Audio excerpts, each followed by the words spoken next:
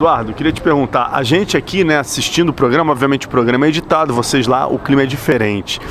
A gente sentiu muita emoção naquela coisa do Anderson, a notícia do doping, né, a equipe dele chorando, mostraram aqui muito aquele atleta, do Dedé, que é muito ligado ao Anderson, né?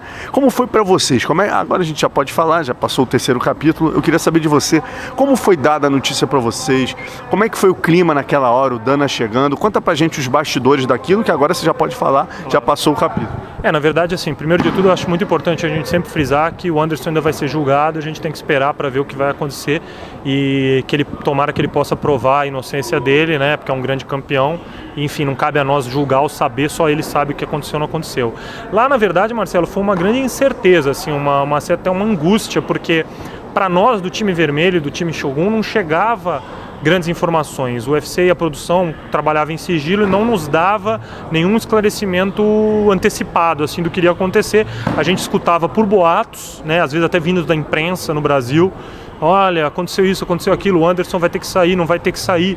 E ficava muito essa alternância. Então a gente ficava sempre naquela expectativa. Pô, será que vai ser hoje? Será que não sai? Será que sai? Será que vão manter? Não vão manter? E lá as coisas são muito dinâmicas, né? O que se estende aqui por semanas, lá às vezes são 2 dias de gravação. Então, para vocês terem uma ideia, eu até li algumas pessoas na internet falando, pô, sacanagem, casaram a luta do Nazareno com o Dedé naquele estado emocional e tudo mais. Independente, o Dedé é um atleta duríssimo, mas o que acontece é o seguinte, a decisão, a gente só ficou sabendo realmente que o Anderson ia sair e que seria o Minotauro no lugar dele no dia da luta do Matheus Nicolau com o Reginaldo, que era o mesmo dia que a gente já tinha que estar com a decisão feita, caso ganhasse, de qual seria o casamento da próxima luta. Então até então a gente não tinha essa certeza se o Anderson ficaria ou não ficaria, não nos era dado nenhuma informação e ficava toda essa incerteza, essa angústia.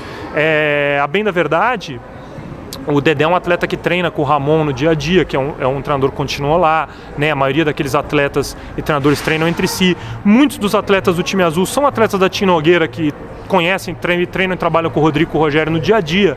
Então eu acho que a mudança, o Rodrigo é um cara experiente, que já tinha feito TUF no exterior, TUF no Brasil, então eu acho que a mudança teve um impacto emocional daquele turbilhão, mas eu acho que os atletas ficaram muito bem assistidos de treinador com o Rodrigo e com o Rogério e não fugiu do contexto daquela equipe. Agora, aquele momento para nós foi de absoluta incerteza, e a cena que foi feita da saída do Anderson, a gente só ficou sabendo literalmente naquela hora que chegaram e chamaram a gente pro tatame sem avisar nada antes, e a gente, enfim, ficava, como o Anderson fez a pesagem no dia anterior, a gente ainda imaginava que ele faria a luta do Matheus Nicolau. Ele acabou para todo mundo, então, né? Foi um constrangimento principalmente porque para nós, a gente conhece o Anderson há muito tempo, respeita a história do Anderson, é um ídolo e sabe que seria muito importante para o programa, pelo ícone que o Anderson é no esporte brasileiro, ter o Anderson no programa.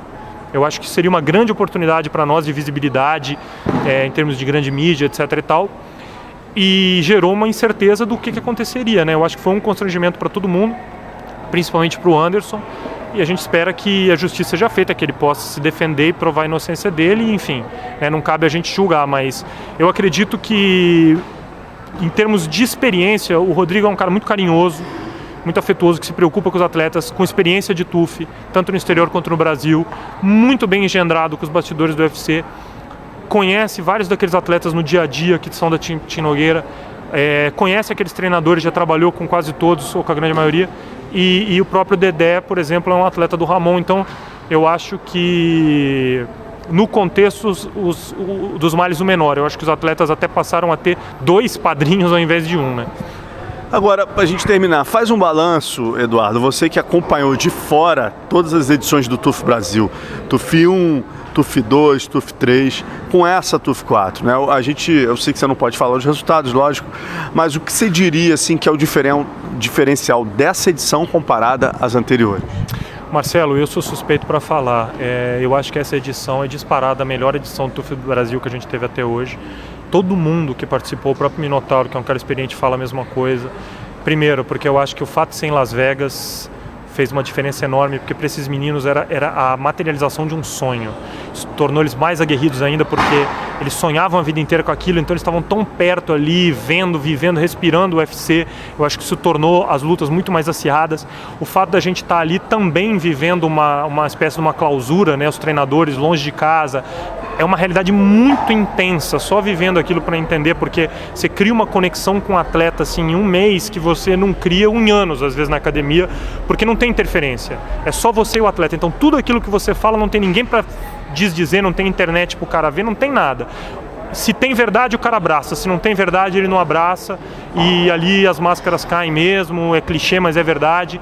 E o trabalho aparece ou não aparece. Então, eu acho que é uma experiência muito intensa e o nível técnico dos atletas muito bom. Muitos atletas ali prontos para estar no UFC, atletas experientes. O Rogerão, desculpe te interromper, o Rogerão disse que ele via 3 atletas ali que já tinham condições de estar no UFC, ele não citou nomes, obviamente, mas ele falou que ele via condição até de em breve ser campeão. Você diria que você veria algum ali com condição de ser campeão? Olha, todos precisam adquirir experiência, que é inevitável, mas eu vejo alguns atletas ali, sim, mais de um com potencial para ser campeão, dependendo de muitos fatores, e mais do que isso, eu vejo todos com potencial para estar no UFC, dos que entraram na casa, sendo que alguns, e até alguns que ficaram pelo caminho na primeira luta, e sendo que alguns já prontos para estar no UFC e vencer no UFC. E não são nenhum ou 2 ou 3, eu diria que pelo menos ali 50%, 60% ou mais está pronto para vencer no UFC, e os outros que não estão prontos têm o potencial para tal. É uma questão de continuar adquirindo experiência. E diria mais, eu acho que tudo isso que aconteceu, a questão do Anderson, as mudanças, Las Vegas, adrenalina, a rivalidade, essas provas até que a Globo colocou extras dessa vez, acabou acirrando uma rivalidade entre as equipes muito maior. Isso vai crescer ao longo do programa, vai chegar num ápice num determinado momento. Quem assistir, a gente não sabe como eles vão editar, mas foi o que a gente viveu lá, quem assistir vai ver, sempre com respeito, mas pegou fogo. E eu acho que se tornou muito mais intenso, porque a gente vivia isso 24 horas por dia e não tinha um atleta ali que era nó cego em alguma coisa, todos eram completos. Então eu acho que isso tornou a competição muito acirrada. Falta só, na minha opinião, a Globo dar um pouquinho mais de carinho para o programa, colocar o programa um pouquinho mais cedo, dar um pouquinho mais de espaço, como fez no 1. Eu vejo muita gente falando, audiência. O 1, além de ser o primeiro e ter um elenco fantástico, passava muito mais cedo, passava logo depois do Fantástico, tinha a Sandy fazendo matéria especial no Fantástico de chamada, tinha o Galvão Bueno apresentando o quadro. Então, é natural que desse uma audiência maior. O share desse programa está muito bom. Só que é lógico que a audiência absoluta acaba caindo, porque você não tem como fazer as pessoas que têm que trabalhar no dia seguinte começarem a ver um programa à 00:45.